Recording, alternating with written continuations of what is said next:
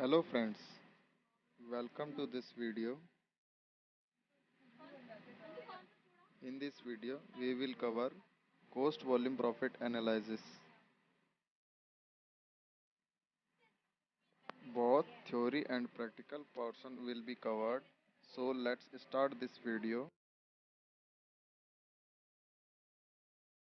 Second chapter cost volume profit analysis continue करने जा रहे हैं और आज का हमारा टॉपिक है कॉस्ट वॉल्यूम प्रॉफिट एनालिसिस यानी कि सीवीपी एनालिसिस। ये हमारे इस चैप्टर का सबसे इंपॉर्टेंट टॉपिक है बिकॉज इस चैप्टर के नेम के ऊपर बेस्ड भी है। तो चलिए देख लेते हैं सीवीपी एनालिसिस होता क्या है। Cost volume profit analysis is a technique for studying the relationship between cost volume and profit। ठीक है जी, मतलब कॉस्ट वॉल्यूम प्रॉफिट एनालिसिस क्या है? ये क्या है? एक टेक्निक। क्या है ये टेक्निक? किसके लिए यूज की जाती है ये technique? Cost volume and profit की रिलेशनशिप को स्टडी करने के लिए। ठीक है जी। Profit of an undertaking depend upon a large number of factors, but the most important from these factors are the cost of manufacture, volume of sales, and the selling price of the product। मतलब क्या है? जो हमारा profit है, ठीक है, किसी भी अंडरटेकिंग का प्रॉफिट, किसी भी बिजनेस का प्रॉफिट बहुत सारे फैक्टर्स के ऊपर डिपेंड करता है, बहुत सारे फैक्टर्स के ऊपर। ठीक है, पर मोस्ट इंपॉर्टेंट फैक्टर्स कौन कौन से हैं? मैन्युफैक्चरिंग की कॉस्ट, वॉल्यूम ऑफ सेल्स, कितनी सेल्स हो रही है हमारी, ठीक है, खर्चा कितना आ रहा है, कॉस्ट कितनी आ रही है, and the selling price of the product, और हमारे प्रोडक्ट का सेलिंग प्राइस क्या है। These three factors of CVP analysis, that is cost, volume and profit, are interconnected and depend on one another। जो हमारे ये थ्री फैक्टर्स हैं CVP analysis के, कौन कौन से फैक्टर?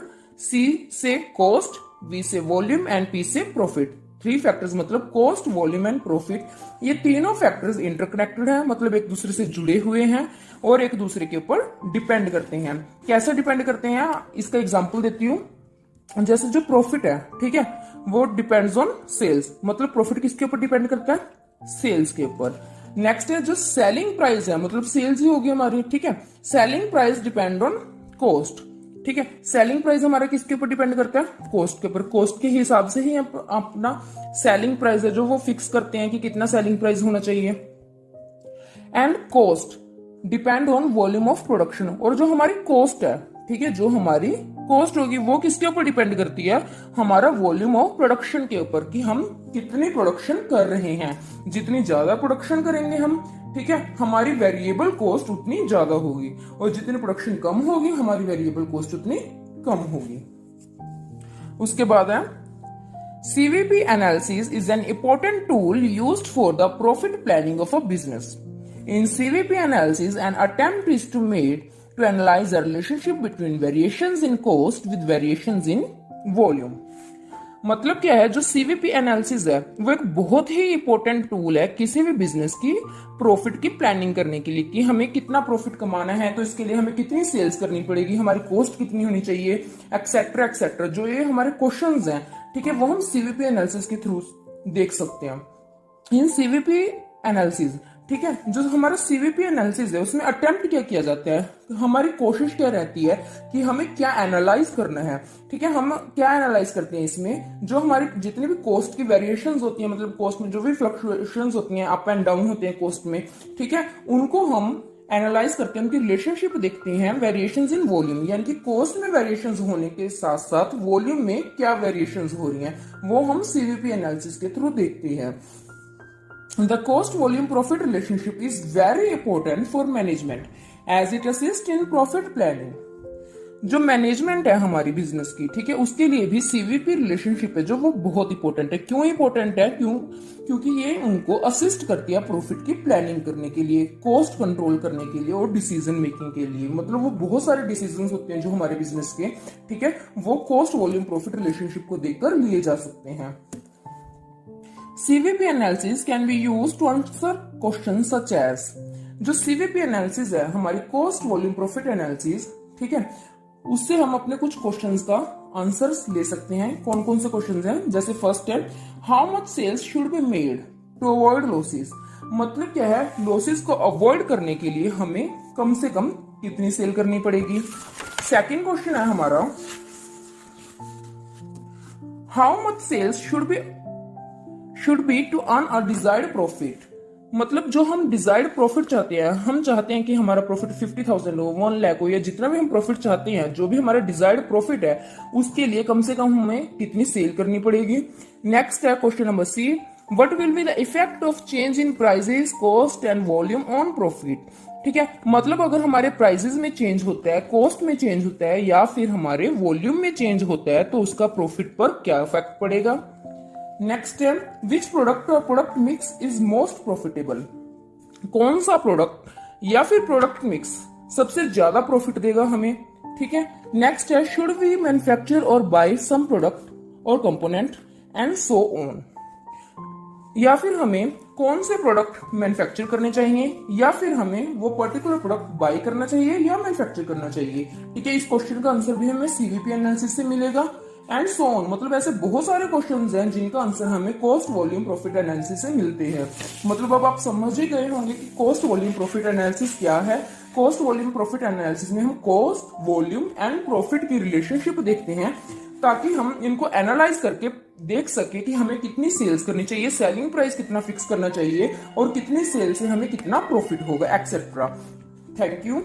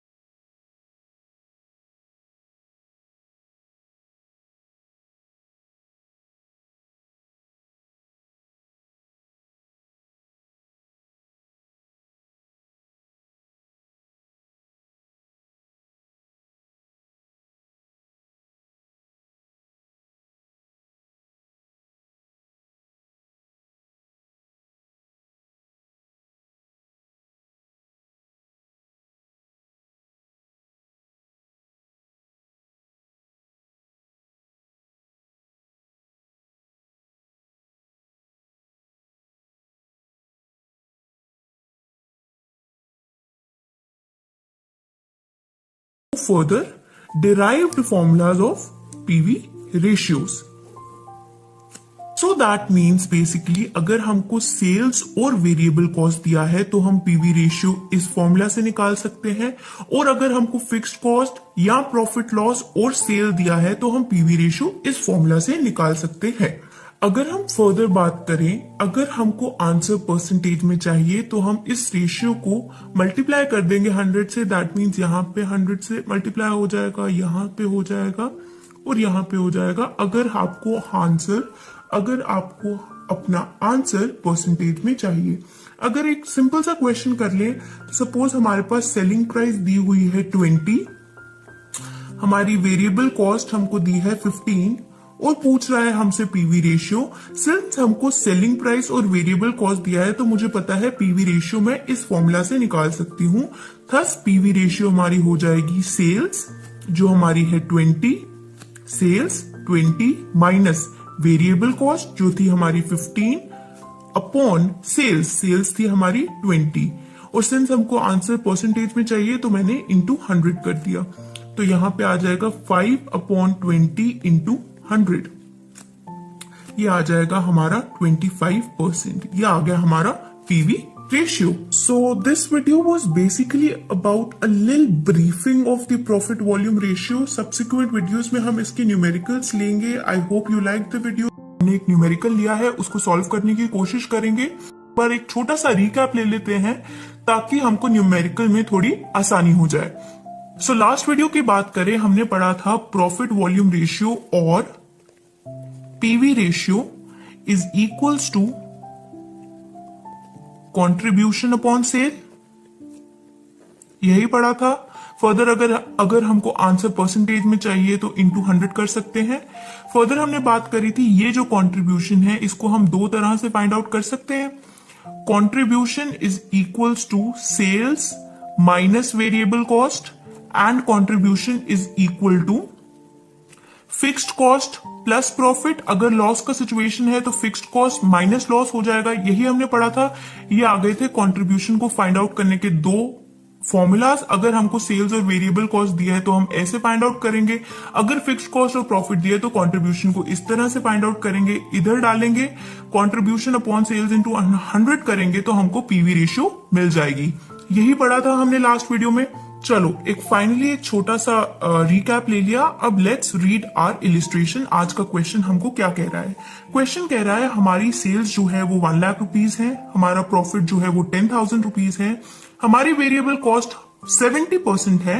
फर्दर कह रहा है फाइंड आउट हमको क्या करना है. पहले पार्ट में पीवी रेशियो, सेकंड में फिक्स्ड कॉस्ट और थर्ड में कह रहा है sales volume to earn a profit of 40,000. So start करें तो पहला पार्ट हमसे पूछ रहा है पीवी रेशियो. हमको पता है अगर हमको पीवी रेशियो चाहिए, पीवी रेशियो के लिए दो चीजें चाहिए होती है, कंट्रीब्यूशन और सेल्स, है ना. कंट्रीब्यूशन तो हमारे पास नहीं है, दैट मीन्स हमको फाइंड आउट करना पड़ेगा, लेकिन सेल्स हमारे पास गिवन है. दैट मीन्स फर्स्ट पार्ट को सॉल्व करने के लिए हमको सिर्फ कंट्रीब्यूशन फाइंड आउट करना है. तो फर्स्ट पार्ट की बात करें जिसमें हमको पीवी रेशियो फाइंड आउट करना है, इसमें हमारे पास सेल्स हो गई 1 लाख रुपीज. ठीक है. फर्दर हमको अब कंट्रीब्यूशन फाइंड आउट करना है, क्योंकि पीवी रेशियो में दो ही एलिमेंट्स हैं, कंट्रीब्यूशन और सेल्स. सेल्स हमारे पास गिवन था क्वेश्चन में, कंट्रीब्यूशन हमको फाइंड आउट करना है. कंट्रीब्यूशन के लिए हमको पता है दो फॉर्मुलाज हैं, सेल्स माइनस वेरिएबल कॉस्ट और fixed cost plus profit. Since हमारे पास इस क्वेश्चन में फिक्स्ड कॉस्ट की कोई जानकारी नहीं है, दैट मीन्स हमको ये वाला फॉर्मूला यूज करना पड़ेगा, क्योंकि सेल्स भी गिवन है और वेरिएबल कॉस्ट भी गिवन है. थस हम यहां पे फॉर्मूला यूज कर देंगे कंट्रीब्यूशन का, sales minus variable cost. Ma'am लेकिन वेरिएबल कॉस्ट तो दिया ही नहीं है, वेरिएबल कॉस्ट परसेंटेज में दिया है. हम वेरिएबल कॉस्ट निकाल लेंगे. वेरिएबल कॉस्ट दिया है 70%. किसका? हमेशा ये कैलकुलेट होगा सेल्स का. तो 70% हमने सेल्स का कैलकुलेट किया. 70% ऑफ 1 लाख, ये आ गया 70,000. 70,000 क्या आया? हमारा वेरिएबल कॉस्ट, क्योंकि ये 70% था, हमने इसको 1 लाख पे कैलकुलेट किया, हमारे पास आ गया 70,000. ये आ गया हमारे पास वेरिएबल कॉस्ट.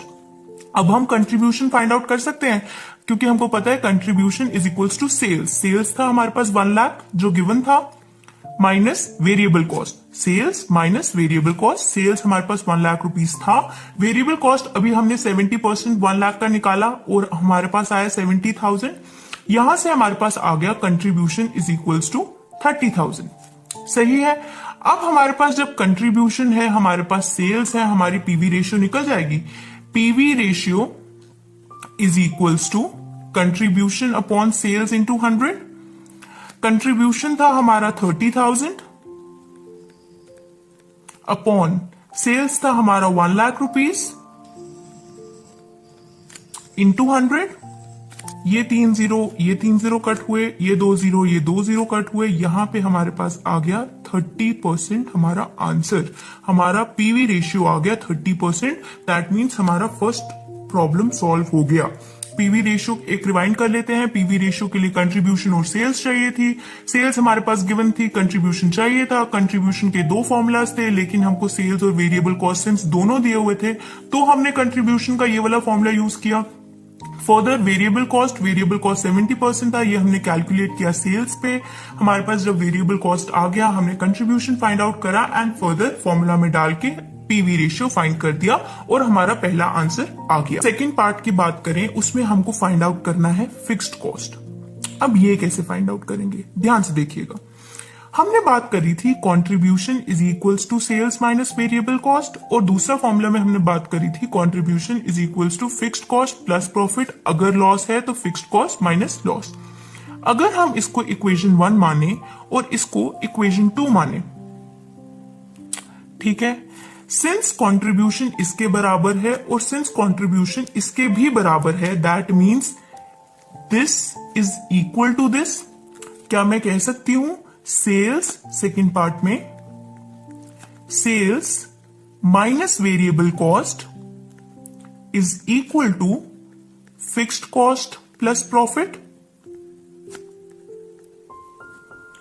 अगर यार सिंपल रीजन है, अगर कंट्रीब्यूशन इसके बराबर है एंड फर्दर कंट्रीब्यूशन इसके भी बराबर है, दैट मीन्स ये दोनों बराबर है ना। तो मैंने लिखा sales minus variable cost, sales minus variable cost is equal to fixed cost plus profit. यहां से इन 2 इक्वेशन से ले आए। अब देखो, सिंस सेल्स हमारे पास गिवन है क्वेश्चन में, वेरिएबल कॉस्ट हमारे पास गिवन है, प्रॉफिट हमारे पास गिवन है, 4 में से 3 चीजें अगर हमारे पास गिवन है, तो क्या हम चौथी चीज निकाल सकते हैं? हाँ जी, लेट्स सब्स्टिट्यूट। सेल्स है हमारे पास 1 लाख रुपीस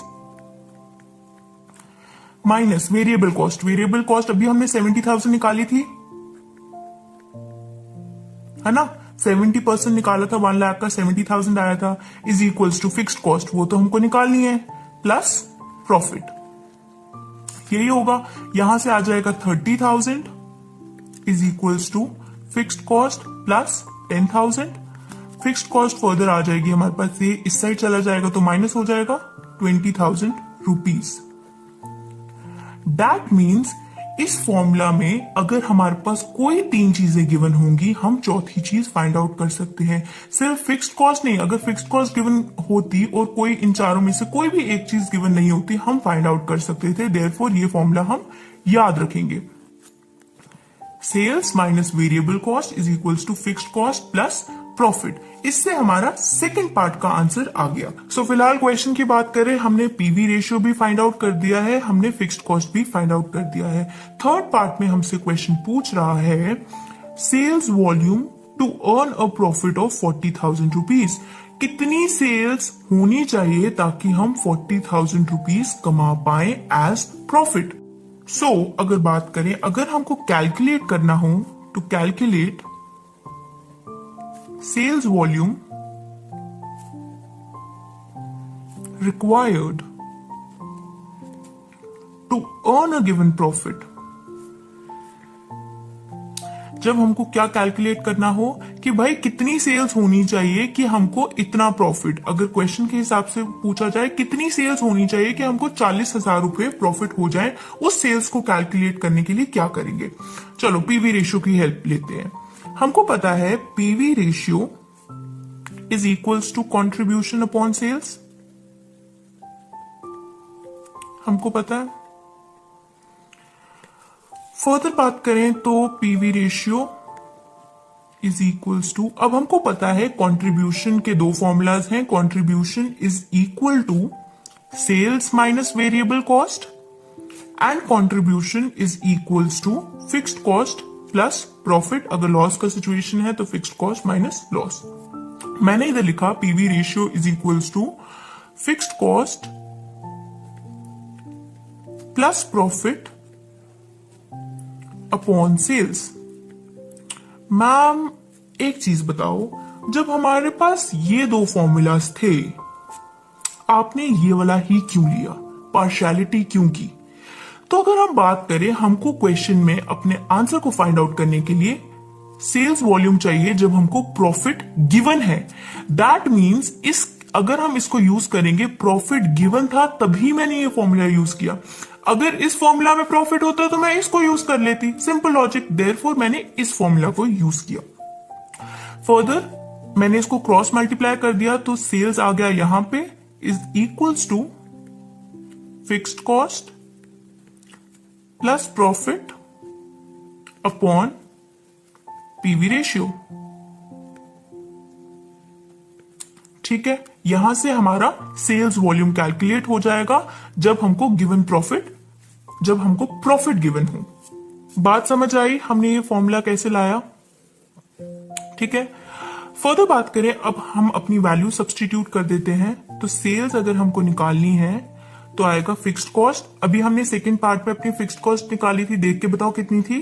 20,000 प्लस प्रॉफिट था हमारे पास दिया हुआ है 40,000 क्वेश्चन में, अपॉन पीवी रेशियो आई थी 30%. याद रखना पीवी रेशियो 30%.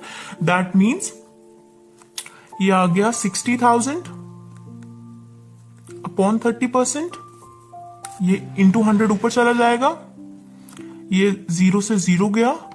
3 2 जा 6, 1 2 3, तो यहां पे आ जाएगा 2 3 0 2 0 और ये आ गया 2 लाख रुपीज.